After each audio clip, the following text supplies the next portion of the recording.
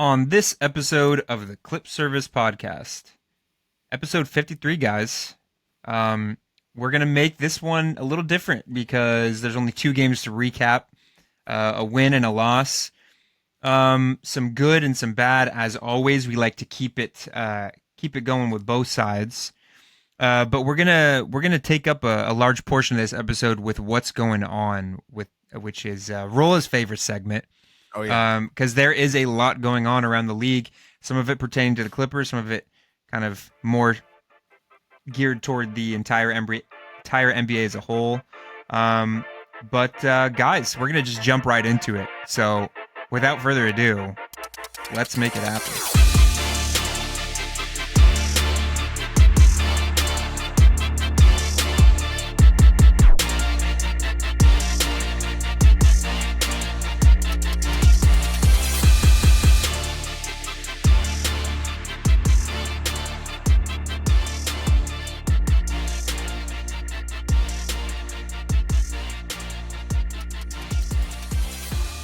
What's up, Clipper Nation? And welcome to the Clip Service Podcast. Make sure to find us on Spotify, Apple Podcasts, Deezer, Amazon Music, and YouTube. And you can also find us on Twitter at Clip Service Pod, on Twitter and Instagram at Clip Service Podcast, at Clip Service Pod. Yes, sometimes you got to run it back a couple times. I'm Rola, and this is my co-host, Nick. Let's get right into it. Yeah. Yeah. We're going to make this episode take a really long time. We're going to stretch every word out as long as we can. No, guys, we are here. We are here to talk about the Clippers. We're here to talk about the NBA. We're going to give you everything that you want and more. It's going to be a silly little episode, guys. So what we're going to do is we're going to start this one out a little bit differently. Rola is going to jump right into what's going on. Yep. Because the question at hand is, what's going on? There's a lot going on, and Nick. The answer is... There's a lot going on, Nick. Say it again for the people in the back, Rola. There's a lot going on, Nick. Yes, there is. This is my favorite segment, what's going on. We'll start with some bullshit that I heard earlier today from the great Doc Rivers, who is the ex-coach of the Los Angeles Clippers. For those that don't know. He was the coach before Ty Lue. I don't remember when he got fired. Was that 2020? No, yeah, because his last season was... I think the bubble collapse. Yeah. So he got fired the summer of 2020. Oh, fantastic. Right? So speaking of the bubble collapse, that was the last time he coached as a Los Angeles Clipper. And this relates to his quote today, and I will read this off for you guys. What do you say? And I quote, Doc Rivers. It is what it is. It's part of my legacy. There's nothing I can do about it.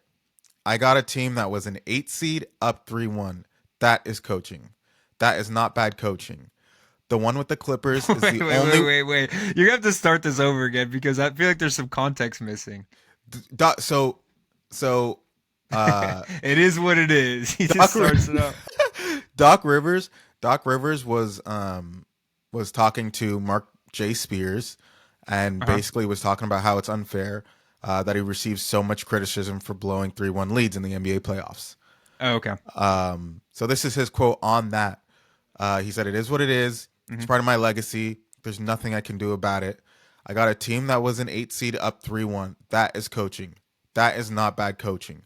The one with the Clippers is the only one that got away, but people don't realize that Chris Paul was running on one leg and we were also the underdog in that series.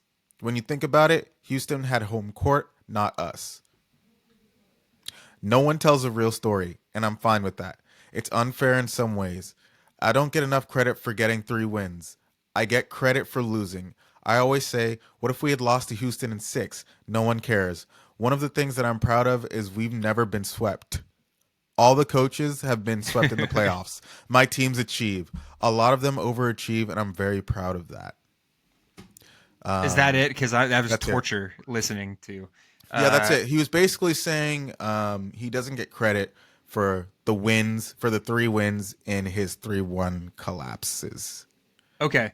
Well, do you mind if I give Go my 2 cents real quick? go Okay. on. So I will touch on that aspect of it. I think that there are things that Doc doesn't get credit for because I do think like overall he's had some really really incredible moments as a coach. Like during his time like in his prime as a coach, he was like one of the best coaches in terms of drawing like ATOs, drawing plays out of timeouts. He helped the Clippers win a ton of games. Drawing plays out of timeouts and stuff like that. He had a a very important part in navigating the whole situation with Donald Sterling and keeping the Clippers competitive in a really competitive playoff series against the Golden State Warriors, which they ended up winning in Mhm. 2020 or excuse me in 2014. Um, I mean, like Doc's a great dude, like he is, and I think that you know that showed at times, namely what I just mentioned, getting his locker room to stay focused and trying to draw the media attention and stuff like that during a time where the Clippers really had a lot of outside noise. um he was really pivotal in DeAndre Jordan's growth as a player. I think that he really helped JJ get to his best years as a player on the Clippers, and so he had his moments, but you mentioned that he uses Chris playing on one leg as an excuse for why the Clippers lost that Houston series. I, I think one thing that we fail to remember is that Doc Rivers was the GM at the time too of the Clippers. He was the Yep. coach and he was the president of basketball operations, whatever. I really don't know the difference. Um, but the dude failed to create a bench that could sustain an injury to one of the top three players, whether it be Chris, Blake, or DJ. DJ was always healthy, but our best bench player was always Jamal Crawford. Yep. Austin Rivers got there, but outside of him, it's like we're relying on Big Baby Davis, Spencer Hawes. I Hmm. mean, I can name off a bunch: Lester Hudson, Chris Douglas Roberts. I like it was a rotating cast. Ito Turkoglu, who was like 70 at the time. I love Turk. Turk's one of my favorite Hmm. players of all time. But the dude was way past his prime when he came to the Clippers. Like we were having to rely on these random guys, like to try and that were either past their prime or just didn't fill the needs that we needed from them. And when Chris was playing hurt, we didn't really we had to count on Jamal Crawford, who's one of my favorite players of all time as well. But he's very spotty. He didn't really play much defense. He was very spotty at times, and like we didn't have like a foundation to be able to sustain an injury like that. And Chris gave it his all. Also, I think that I wouldn't say that we were the underdogs coming into that series because we had just dethroned the reigning champ Spurs. We had the Houston Rockets up 3-1. James Harden sat on the bench. The Rockets, Kevin McHale basically waved the white flag and sat James Harden on the bench in that fourth quarter because the game was already over. We were going into the fourth quarter with like up like 18 or 19, and Josh Smith and Corey Brewer and Pablo Prigioni destroyed us. And I think that like all of that being considered, I think that Doc deserves a huge part of the blame for that. I think that Blake deserves some of the blame for that. I think that you know I I think that was the year that I kind of lost a little bit of hope in Blake as like a winner. yeah. He's That still my favorite Clipper ever, probably. Um, well over but Chris Paul. I think Chris Paul is my favorite player of all time. But I think Blake might be my favorite Clipper just because he started here. He was the one that really he filled the seats at Staples Center and stuff Yeah, like I that. think I think Blake is the greatest Clipper of all time. Just really quick, I just wanted to No, yeah, just reel me in because I'm going off on a no, tangent. no, I agree I with have to you. sneeze too. Uh, Keep going. Uh, I agree with you on most of what you said. But I just kind of wanted to go into the 3-1 collapse against Houston. I think that. game games was it game 6 where yeah, so game 6, No, it I would have been think game 5 that we collapsed, and then the games yeah, game after 5 that. we game 5 was on Doc Rivers, right? It was one of those games where, we're up 3-1 already. Rockets are in that game, are probably the Clippers are probably the underdogs because the Rockets don't want to get, beat in 5 games, right? So it's usually game 6 where it's like, okay, that's when the door is slammed shut, right? Game 6 was, I believe, the collapse, and I believe where Blake Griffin kind of showed that he was not the guy. I always put that game 6 loss on Blake Griffin because at the end of the game, the dude could not do a single thing correct. And that was the game we lost to Josh Smith, right? No, no, no, no, no. Game Was 5 that was the game game that. 5? So that was the game to me that was indicative of kind of Blake's shortcomings a little bit because that was his guy to guard. Like I thought the Josh Smith game was game 6. no, Josh Smith game was that we were up 3-1 at that point. We were supposed to close it out, and right. Are you sure? I feel like it was game 6. Let me pull this up, Clipper Nation. Because game 6 was the game, that was when we were at home. That was the game we were at home, and we were up by a ton, and then we collapsed. Okay. Wait, no. Okay, hold on. Okay. Yeah, dude, you're right, bro. Yeah, dude, I remember that shit like the back of my fucking hand. Okay, bro. okay. So so game 5. Game 5, they just beat us straight up. Okay. Game 6 Yeah, was see, when there's so was much trauma that I've blocked all of this out. Dude, game 6 was when we were supposed to slam the door shut, and when they came back, we had basically already lost game 7. It was all like once the game 6 collapse happened, we had basically lost the series. Yeah. I remember you called me and we were both almost in tears. That was then. We were both almost in tears, dude. Wait, dude, that was also that was also the Nugget series, bro. That I called you game 6 also. Yeah, that's so true. I was at a friend's house that game 6, and they're all Laker fans. And I remember feeling so good, like, dude, we're gonna fucking close this series out.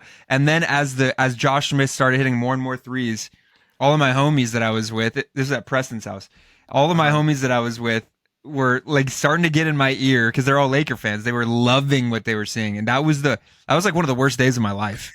Like straight up. I think you're confusing the teams. The one where you're at Preston's house was the Nuggets game, and the Nuggets kept hitting the shots. I was at home. Yeah, because it was COVID. I wasn't at anybody's house. I thought you were with people. No, I was. Damn. When did Paul George hit the backboard? Was that game 7 of the Nuggets series? Yeah, the writing was on the wall. I pulled up real quick. I pulled up the box score for that game 6. Josh Smith had 4 threes, 19 points. Corey Brewer had 19 points. Yeah. Dude. It's shocking, bro. I'm trying to look at like the quarter breakdown, but I guess it doesn't matter. They went off in the fourth quarter. We blew a 19-point lead going into the fourth quarter, and we lost. And for Doc Rivers to kind of going back to the original, sure, quote, for Doc Rivers to say that he doesn't get credit. I was listening to First Take earlier this morning, and Shannon Sharp said it perfectly. You don't get paid for winning games. Doc Rivers was getting paid to win a championship. We're not going to give you a consolation prize. We're not going to give you, flowers for winning 3 games out of 4. The goal is to win 4 games. It's not first to 3 games. It's first to 4 games. You don't get credit for winning 3. You get credit for winning 4.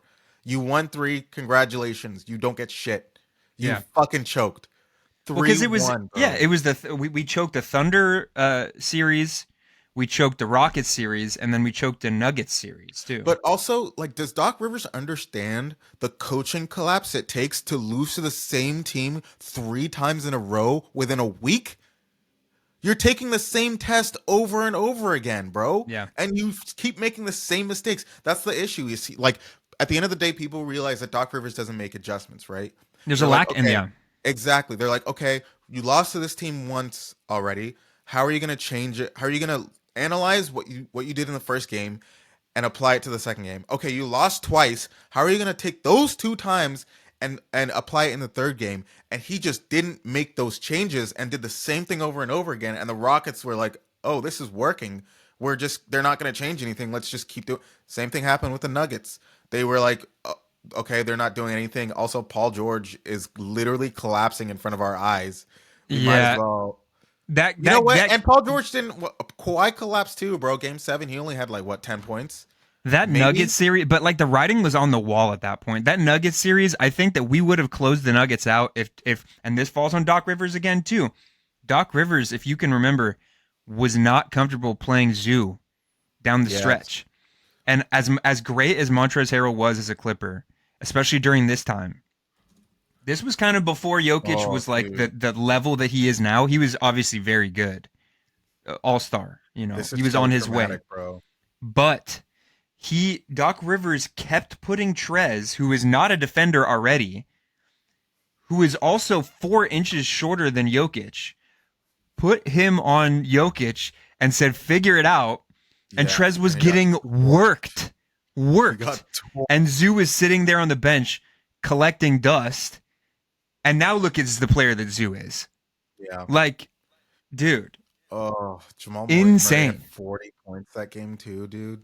Yeah, Jamal Murray was Oh great, my- but that whole game was that was just a microcosm of everything. Like if Mook didn't go and poke the bear with Paul Millsap and like start talking shit on Paul Millsap, which woke Paul Millsap up, and Paul Millsap was playing from that point on was playing like Hawks Millsap.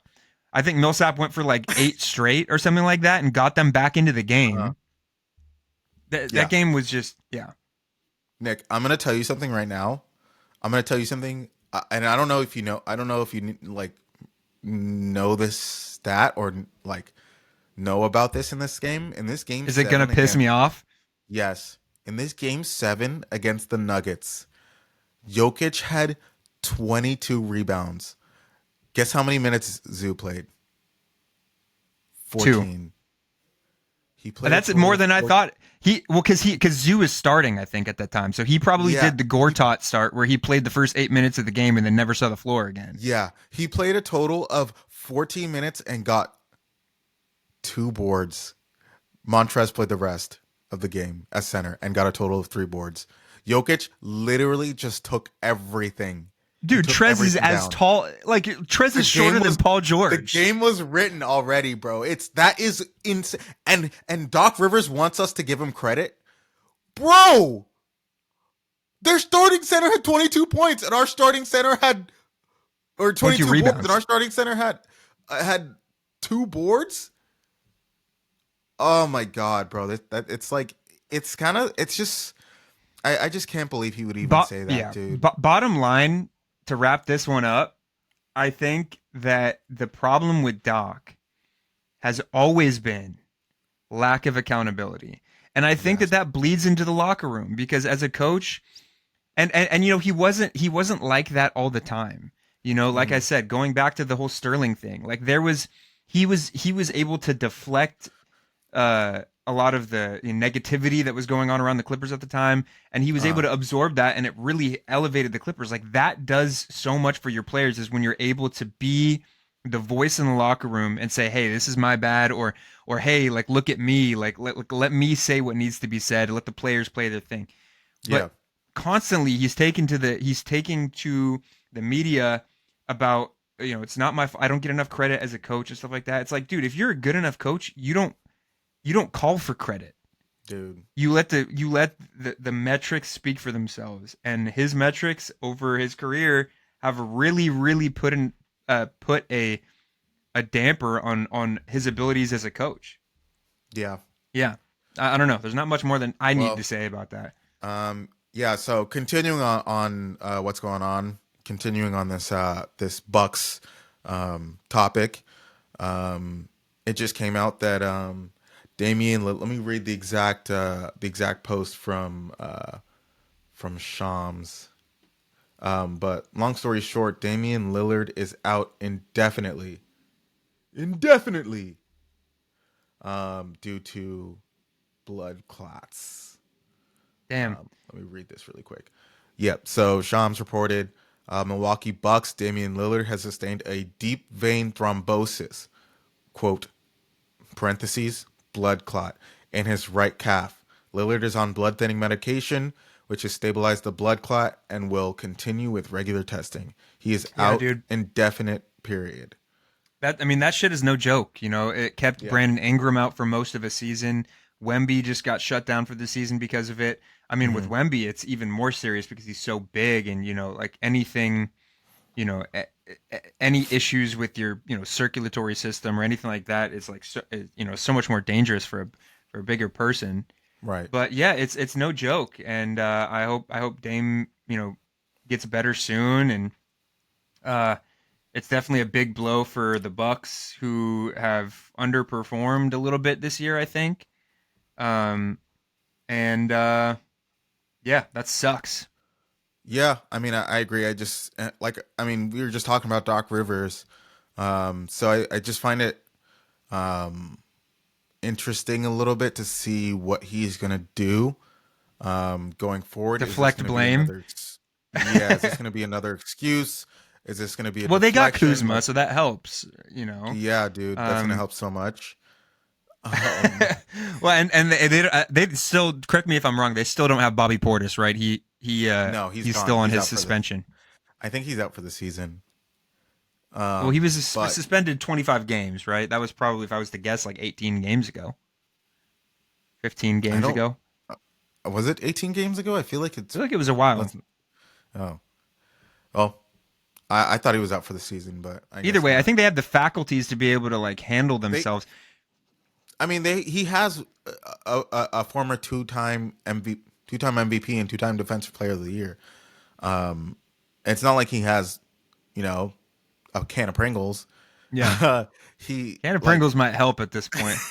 bro, he still has a decent team. I think they're still a playoff threat.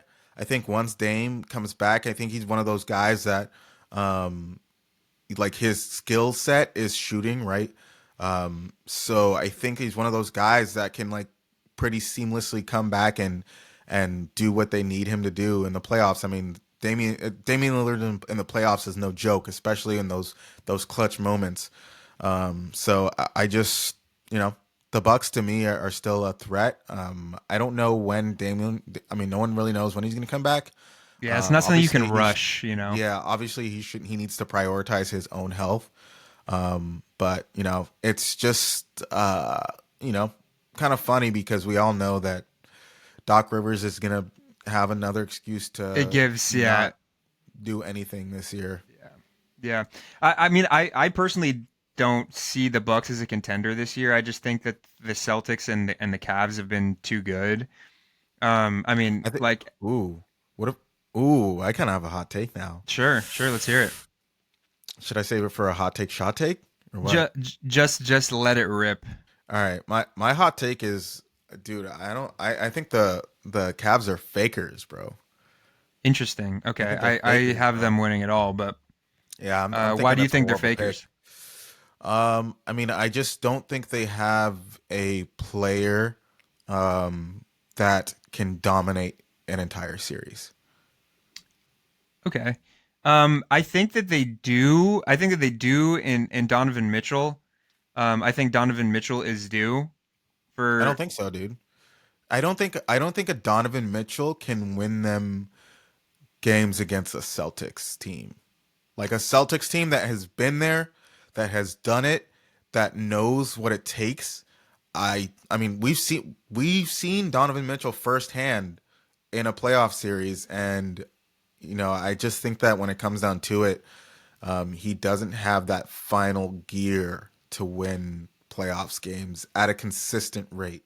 Yeah, I mean, whether or not that's true, obviously, is up to speculation. But what I do think helps their chances is that the Cavs, to me, are like one of the most balanced teams that I've Oh seen yeah. in a long time. Are they more balanced than the Celtics though? I think A so. healthy Yeah. Celtics. Yeah, I think that they are more balanced than the Celtics because they're getting the best out of so many guys. The Celtics are obviously they now have the championship, pedigree or whatever, and they have a bunch of champions on that team.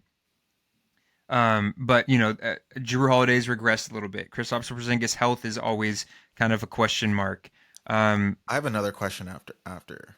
Sure, that's really all I got to say. I just think Okay. that the Cavs match up well against them. I think that they're like a really hard team to game plan for because they have options specifically offensively at Hmm. every position. Every position. So why would you say the Cavs are due but not the OKC are due? Like Uh, why are you choosing the Cavs over the OKC Thunder? because I'm still not. I think a huge factor of it. I think Shea's ready to win a championship. I think he's there, especially because he's done such a good job of getting to the line, Hmm. which is huge in the playoffs when it starts to slow down. It's getting to the line, trying to maximize your point, you know, output. But I think that they haven't. Jalen Williams is awesome. He really is. He's like arguably as important to that team as Shea, just because of his versatility. Hmm. But I don't feel that he's a championship second option yet. And Dude, obviously, I how can think you say that? I just don't I don't feel that he's regressed in some ways this year. Um, I think that he needs more reps as a second option in the playoffs for me to feel comfortable with him winning a finals series as the second option. Like if Shea gets shut down, like for example, we'll talk about it when we recap the Thunder game. But the Clippers did a really good job at shutting Shea down. Obviously he got to the line and stuff like that, but he was like 7 for 20 something. Yeah, he played And terrible. obviously Jalen Williams didn't play He in that lost in my game, but fantasy when matchup. yeah, RIP to Rola's fantasy season. Actually, no, you're still competing for Yeah, I'm still third, so running you're for still in third. it. But obviously Jalen Williams didn't play. But when games come around like that, where Shea's really having trouble finding his shot, or he's being guarded, by a team that's a really staunch defensive team like the Clippers, does Jalen Williams have what it takes to say I'm the number one option now Okay. and take over a game? And I don't think that he can do that in a finals series. I just don't. Not yet. Okay. How did that game end? The Thunder won. There it is. I think that even if Shea has a bad game, I think that everyone around him are so bought into their roles and are so elite at what they do. Even if the whole team has a bad game collectively, I Mhm. think their bad game is so above average that they still win games. Yeah, And it's fair. what I'm trying to say is like you see them match up. They're playing the Cavs in the regular season. They're playing us. They're playing like good teams, Celtics, and they're beating them. Like they're just beating all of these good teams. They're going through stretches of playing difficult teams, and they're Sure. beating all of these teams. And I mean, like the Cavs are on a 4 game losing streak right now, dude. Yeah. I'm just saying that I feel like OKC are they're getting into these like close matchups and they're winning. They're getting into these games where it's like hyped. Shea versus Jason Tatum, Shea versus the Cavs, and they're just winning every single game, dude. I think they've lost 12 games this season, Yeah, 12. The Cavs are at 14 now. and I'm just saying, dude. Like I think when you look at the Cavs and when you look at OKC and you say like you said earlier, you said the Cavs are due. I would I say think that Donovan OKC. Mitchell's due. I wouldn't say that the Cavs as a team are due, but you were talking about like a star that Okay. can take. I think that Donovan Mitchell's had so many close calls in terms Games. of breaking out of breaking onto the next level. But yeah, I just don't think I don't think Donovan Mitchell is a number one per se. I would say that he's on the we same said the same level. thing about Tatum though. I did say the same thing about Tatum. That's a different story for another day. But I do think that Donovan Mitchell on when it comes to like straight skill set, I think that he's very similar to like a Jamal Murray when it comes to like playoff level basketball. And I think that he needs like a Jokic level player to win a champion, to be like fully dominant and win a championship. Well, if he gets the best version, because I mean, I would say that Darius Garland's had a career year. Um, He's a like fantastic player. he is, and Evan Mobley, he's in the running for most improved player. Whether Hmm. or not I agree in that is another story, but he's had a great year. Jared Allen's fully bought into his role. They added DeAndre Hunter. They have guys, like you said with the Thunder, they have guys that are completely bought into their role. I wouldn't say that their roles are like as defined, and it's a different type of role. I think that the Thunder really buy into the defensive side of things, and they turn games around with their defense. They turn the game that we played them around with their defense and their 50-50 Hmm. ability to get to 50-50 balls. But I think that the Cavs are similar, where guys like Struess can get it going, and DeAndre Hunter, who's also having a career year. Ty Jerome's having a career year. Yeah. They have guys like what Sam Merrill and Dean Wade that can stretch the floor. They're bigger. Like Hmm. they have the depth, and they have guys that are bought into their role. It whether or not one of them wants to step up and be like that second star, we'll see. But I don't know. I think that I mentioned Jason Tatum. I think that Donovan Mitchell is due for his like year to prove everybody wrong. That's that's the way I see it. Yeah. I mean, I feel that. Okay. This is the last topic of what's going on, real quick. Hmm. Um, just want to read I guess to give you some background. Um, the Warriors played the Miami Heat yesterday, I believe. And it was No, Jimmy. that was just like a few minutes ago. It ended. Oh, was that today? Mhm. And Jimmy Butler. It was Jimmy Butler's first time going back to the Heat after the trade earlier this season. And when they asked Jimmy Butler about his thoughts on the infamous Heat culture, he had this to say, and I quote: "There was some foundation to it in the sense of the work and all that stuff, which is great. I'm not saying it in a bad way, but I think it's a little bit like overused talking about the Heat culture. It's a great organization, but I think a large part of that culture is you get guys that buy into a winning mindset. You get some guys that buy in, you get some really good players, and you get the opportunity to talk about Heat culture a little more. I'm not saying it to talk down or anything, but I think whenever you have really good players, you can name it whatever you want to name it." Okay. So I guess my question is do you think Heat culture is a real thing, or is it just something that the Heat have been lucky to have great players that work hard, that have consistently made this the name of Heat? They compared it to like the Patriots, the Patriot way, when in reality it was just Tom Brady. Yeah. Um, I think it's a little bit of both. I've always kind of been on the skeptical side of the heat culture thing. I think it's like a marketing thing. Hmm. Um, and I think that like that sort of stuff holds value. Like I think that eventually, like if you create this media-based culture, um, where like all of a sudden a player goes to the Heat and they become this like lunch pail, blue collar, hard nosed player, the players start to believe that. Outside noise is really big in who players craft their identity. Like how players are create themselves as like a name, and a face and stuff like that. Hmm. But I always thought it was a little bit overplayed. Um, I think that a lot you see it with a lot of teams that don't maybe get as much credit. I mean, you saw it with the grit and grind. Like it's the same thing. Grit and grind Grizzlies. With Marcus All and um, Zebo and Tony Allen and Mike Conley, and it was the same thing. It's like this is the grit and grind Grizzlies. They'll slow you down and like they'll hold you below 80 and stuff like that, and you start to believe that. Um, I don't think it's like this magical thing that like some people think it is. Like the Heat culture is just like something that is just this cloud that fills the arena and you become this dog. It's like no, it's like I think you can. I think that the front office, Pat Riley, has done a good job at like bringing in guys that fit a certain archetype. Hmm. Um, and He's a talented, a talented basketball mind, Pat Riley, obviously. Eric Spoelstra is one of the best coaches of all time, in my opinion.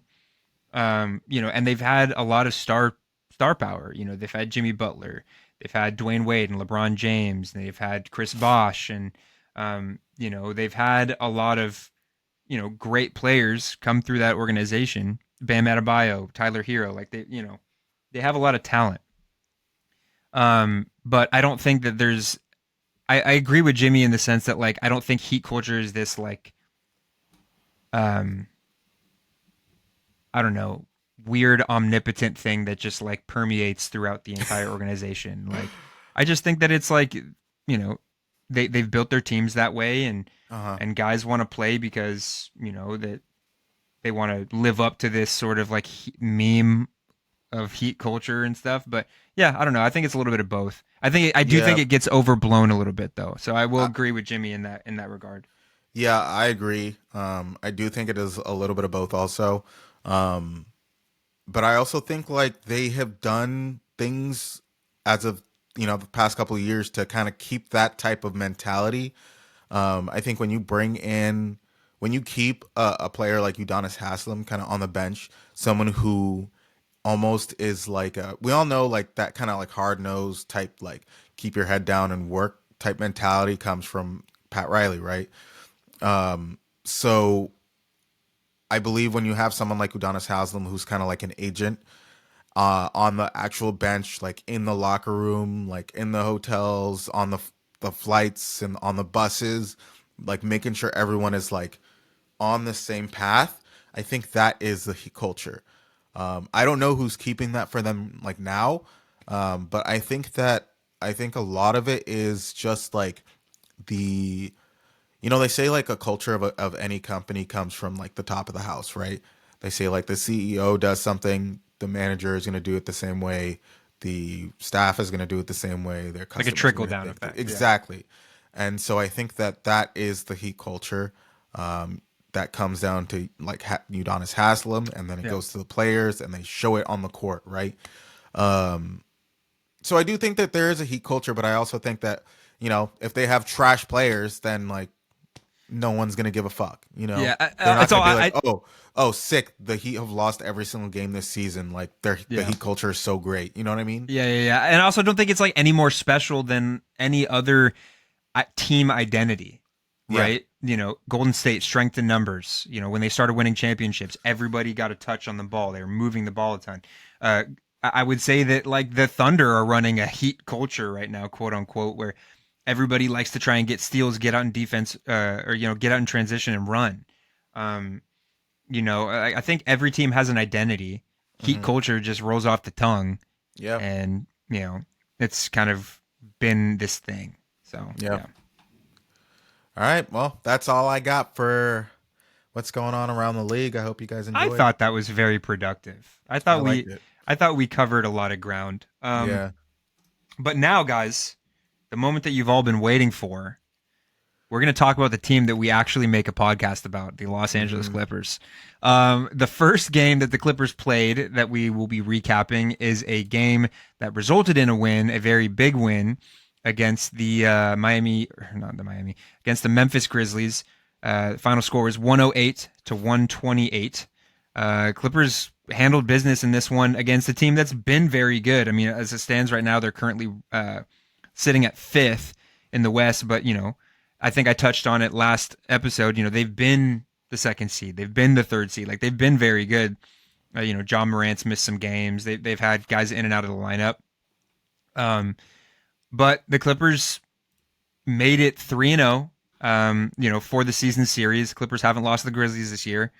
And they did it, largely behind James Harden, who, had a pretty good game. Unfortunately, I wasn't able to watch this game. I was at a show. But I was able to look at the highlights, and, James Harden with 30 points, 5 for 10 from 3, 50% from 3 is great. 8 for 14 from the field, 9 for 10 from the free throw line. Like, James was great in this one. He was efficient. He did what he needed to do. Kawhi was good too. Also very efficient, 9 for 12 from the field, 23 points, 17 from Zoo with 10 rebounds. Believe it or not, that's more of a quiet game from Zoo. Norm with 14, 4 for 8 from the field. Solid game from Norm. They got help. Bogdan Bogdanovic, 16 points, 6 for 9 from the field. They got help, and it was kind of like this like egalitarian thing, and they really did a good job of taking care of business against a pretty good Grizzlies team. Hmm. Were you able to watch this one, Roll? I didn't even ask. Yeah, I mean, this game was. I think that the Grizzlies, I mean, losing John Morant kind of was pretty prominent in this game. Sure. I believe they kind of truly collapsed. I don't want to say collapsed, but the game was won in the third quarter in the second half. Yeah, Um, 16-36 in the third quarter yeah, in favor of yeah. the Clippers. So I mean, when you don't have your number one star on the team, in cases, when you're playing a good team like the Clippers, a good defensive team, it's kind of hard to win these games and play, perfect four quarters. And all it takes is one bad quarter to lose the game, which I think the Grizzlies did. It was a pretty large blowout. We won by 20 points. And like I said, it was kind of over after the third quarter. And we kind of just kept the lead at that point. But like you said, James Harden had a great game, 30 points, 5 of 10 from three, and everyone kind of just followed suit with Kawhi 23 points and Zoo, doing what he's been doing all season with 17 points and 10 boards. And then, I feel like it was just a good team win. Everyone kind of played their role and, came out with a win. Yeah, I mean it's great to see the Clippers really lean into the home court advantage thing this year. I mean, on the other side of the spectrum, the Clippers have been a little shaky on the road, but I think the one thing that's really been apparent this year is wall don't lie. Clippers have looked really, really good at home at the Intuit Dome. Clippers are shooting or opponents are shooting like one of the worst percentages from the free throw line at home. So the fans have been really loud. The wall's been working great. And that after that game, it was 3 in a row, of the last games that the Clippers played at home, and that was the 5th game in a row the Clippers won. So it was just a great way to show. I think that was, to me, the biggest thing that was going to be proven in March, going into the month of March, was the Clippers were going to play teams above 500 that are competing for either competing for a championship or fighting for playoff position. Can the Clippers make a statement and handle business against the good teams, in the league? Because that's what they've had trouble with. And, this recent stretch of games in March, like the Clippers have had a very good, March record. Uh-huh. And, games against the Grizzlies and obviously the Cavs, which we talked about last week. The Clippers have beat good teams. The Hawks, who are no slouches. Like the Clippers have done a really good job at beating teams above 500 or teams that are looking to compete this year, and this game was no exception. Agree. The other side of things, though, the Clippers went on to play the Oklahoma City Thunder. Going into this game was a little bit of a mixed bag. Obviously, the Thunder are very good. They're the best team in the league, or one of the best teams, between them and the Cavs. In this regular season so far. They're the number one defense in the league. I think they're like top 3 offense. Yeah. Like they do a little bit of everything. But going into this game, you look at the injury report, Jalen Williams out, Chet Holmgren out. Clippers were fully healthy and at full strength in this one. So, it gave, I think a lot of Clippers fans were hesitant, going into this game. I think if you looked at this game a few weeks ago, you would have chalked it up as an L and moved on. Oh, definitely. But, given what was at stake with how well the Clippers have been playing, who the Thunder were missing. I think that Clipper fans maybe got their hopes up a little bit in this one, myself included. But unfortunately, the Clippers do not escape this game with a win, 103-101. Thunder. Shai Gilgeous was super inefficient from the floor. He was 7 for 29 from the field, but got 11 free throws, hit them all. He was 1 for 7 from the 3-point line, but ended up having 26 points. He was able to get it done. But the defense from the Thunder and their ability to get to the 50-50 balls. I was listening to the game on the radio, and it seemed like every other play was, the Thunder digging out an offensive rebound, digging out a loose ball, and then hitting a 3. Yep. And the Clippers led this game, I think, by 12 in the second quarter, or beginning of the third or whatever. But it was little plays like that, and I can't be too hard on the Clippers. I can't really be too hard on the Clippers in that regard because the Thunder have been so good at that against every team in the NBA Yeah, all season long. But I can't help but think that this was one game that the Clippers could and should have won. definitely. Looking at the box score, 25 points from Kawhi, 15 from Zoo. Didn't get a ton of touches late down the stretch. This was also the first game that Ty Lue coached Hmm. since coming back from his back injury, and a lot of fans were saying, "Oh, just make Brian Shaw the head coach." Like I'm not with all of that. This game to me was not on Ty Lue. No. This game was just on the guys on the floor being a step slow. One thing that stood out to me a little bit in this one was, and I've noticed it since he's come back, but Norm's moving well out there, which is good to see, but his jumper hasn't come back since he's been back. 4 for 12 from the field, 9 points overall. He had the chance to put the Clippers up by two, I think, with 30 minutes or 30 seconds left in the game. He ended up missing a wide open three, which was the best look that he had probably gotten all game. Offensive rebound went to Kawhi, and Kawhi just didn't have enough time to do anything with it. Game over. Um, but Norm, I really hope Norm figures it out because Yeah. with the elevated play of Bogey, it's not as imperative. But I think the Clippers can't afford to have games where Bogey and Norm both struggle, and that was the case in this one. Like Hmm. I said, Norm 9 points, Bogdan Bogdanovic only had two, was 1 for 6 from the field. Um, we need one of those guys to be able to come in and be, that third or fourth option. And I think part of it with Norm is he's trying to force his way back into being like the I need to be the leading scorer Norm. Yeah. But with Yeah. Kawhi playing better, with James playing better, and with Bogey playing better, he doesn't need to be that anymore. He needs to go back to and it sucks, but like I think Norm needs to try and convince himself to go back to like I'll take what I can get, Norm. Like I'll walk into 20, but I'm not going to force anything. Like I'm going to let the guys that should be cooking cook on this team. Yeah. I mean, just to step in really quick. Sure, no, no, I think that, like you said, I think Norma's trying just a little bit too hard. I think maybe he feels like he took a couple steps back because now he's almost like the fourth option on the team after Kawhi, Zoo, James Harden, and then it's Norm, right? And it sucks because there's no argument for him to be a top three option. James Mhm. Harden is playing his ass off. Zoo obviously is playing his ass off. Kawhi is Kawhi. He gets paid $50 million a year. He better be a top three option. And Kawhi's been good lately. And Kawhi has Got to been give him good. credit. So I mean, it's just one of those things that you kind of have to accept, and hopefully he does accept it going into the play, like before the playoffs, because you can't win without everyone knowing their role, buying into their role. Sure. Um, Unfortunately, that's just something that he kind of just has to take that step back currently. And then if James Harden is having a bad game, if Kawhi is having a bad game, he needs to be ready to take that step forward to go back to his usual self. Because I mean, he's taking he's taking 12 field goals in this game, and when he was at his best, he was taking like 15 and 20, right? Yeah. So it's definitely a step back for him, which it honestly sucks because of how well of a season he'd had up until Of his course. injury.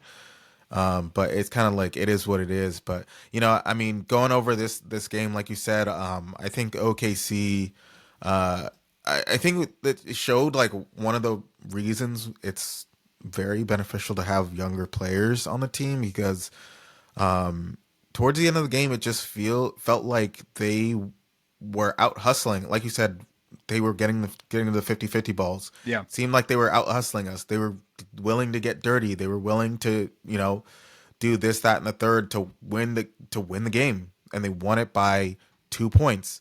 Mhm. And though, like to me, that 2 point is an accumulation of all of those all of those little wins they had, all of Mhm. those little wins they had accumulated to 2 points to win them the game. I mean, Shea played a horrible game. I mean, we were calling him free throw merchant. The crowd was calling him a free throw merchant.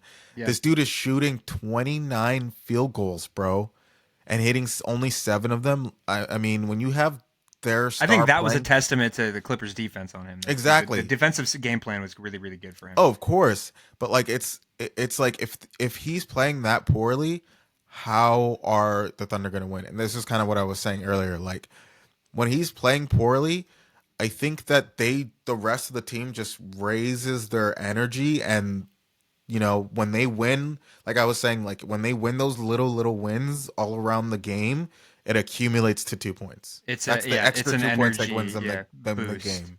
Yeah, Um, and I think that's huge going into the playoffs, because I sure. think No, that's I going to get win that. them a lot of playoff games. But um, you know, I would like to see when the Clippers are reviewing the tape for this game, I would like them to see like, oh, you know what?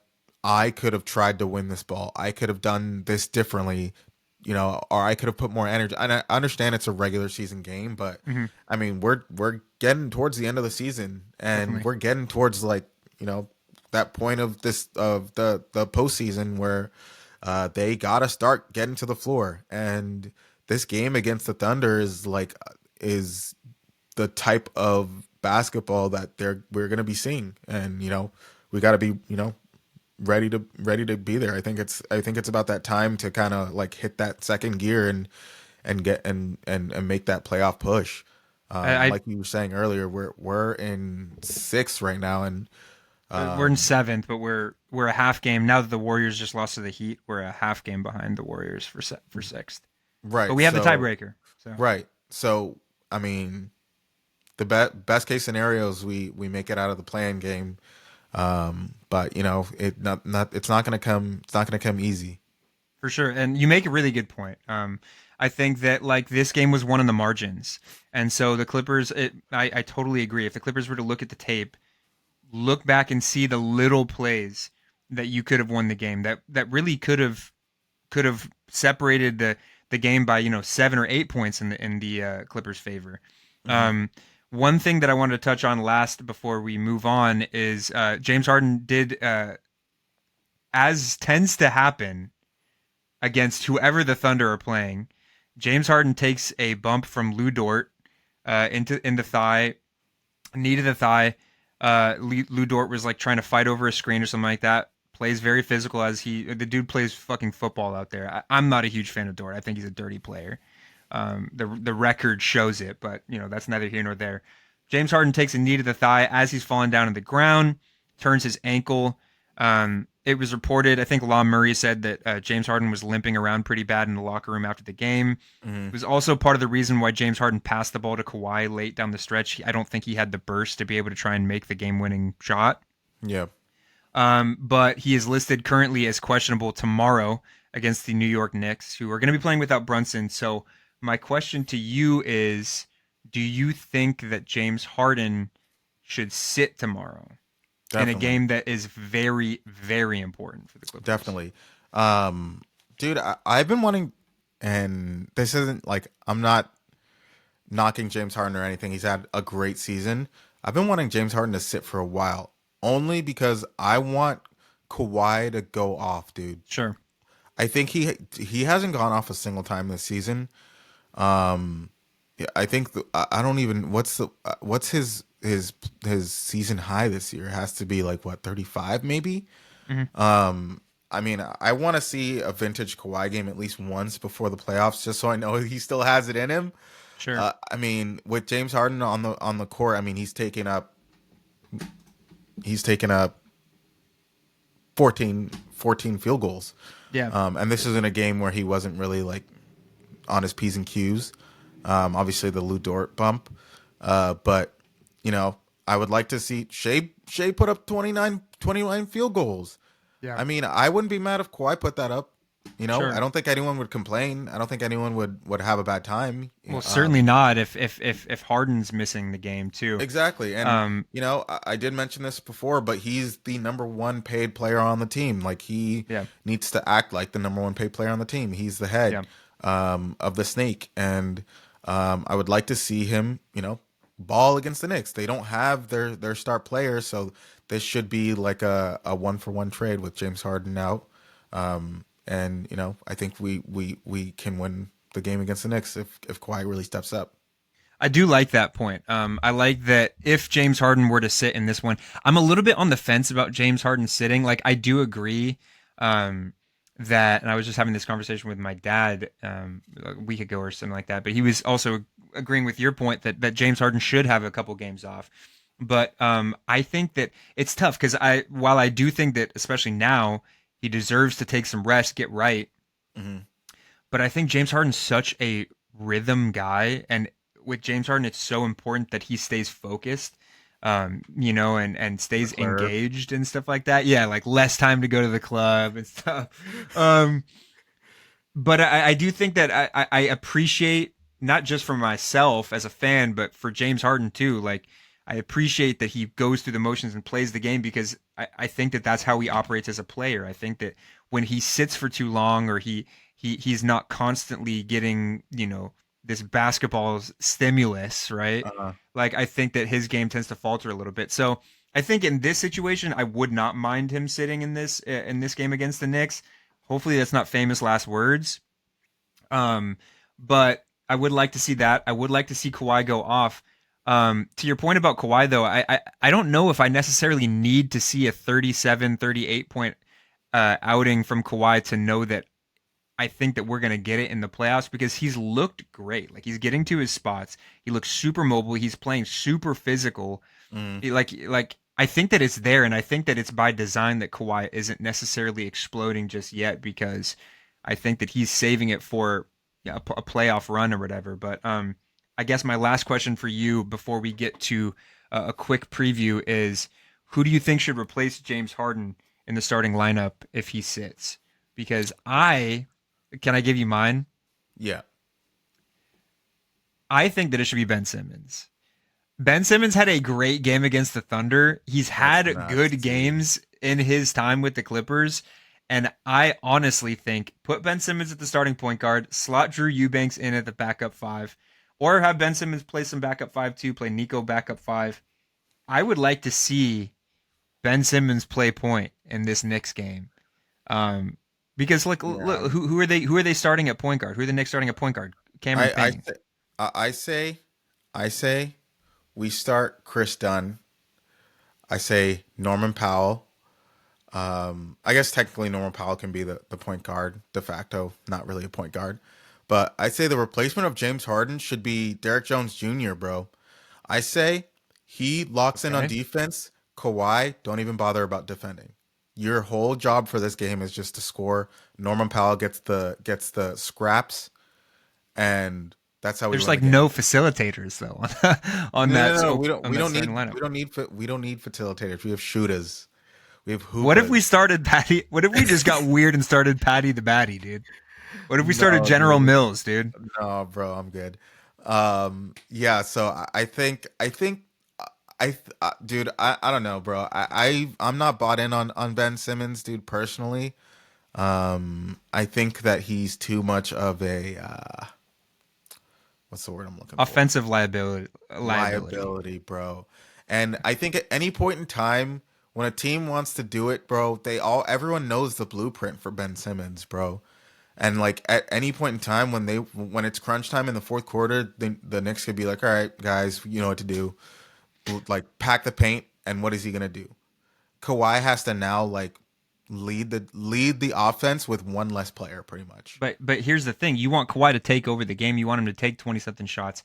What better way to do it than put a guy out there that's gonna take 0 shots, but then only he's gonna pass space, to Kawhi? He's literally. But he doesn't. But he doesn't take up space because he's a good screener.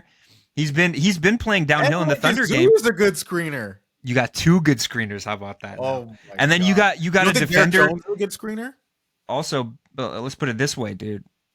Ben Simmons can guard Cat out there. He can switch out, so Zoo can just protect the paint. It works, dude. It's gonna work. If I'll tell you what, if Ben Simmons starts against the Knicks, I would imagine that he finishes the game, aside from maybe Kawhi, with the highest plus minus on the team. You guarantee? I guarantee it. If he starts, if Ben Simmons starts, I will say outside of Kawhi, he will have the highest plus minus in the box score of any team. Write that down. Write that All down, right. Rola. Make a note of that because we will revisit that next episode. But yeah, I mean, on the topic of the Knicks, let's just jump right into that. I think we're probably gonna skip like going into detail on the previews of the next couple of teams, but I do want to talk about the Knicks just because they are the opponents for tomorrow in a very big game. Like as I said, the Clippers I thought we sit just at talked about him. well. What do we need to expect? What do we need to expect? What do we need to do right against the Knicks? I want to hear it from you, Rolla. I want to get your Dude, analytic take. is this game in New York? Yes.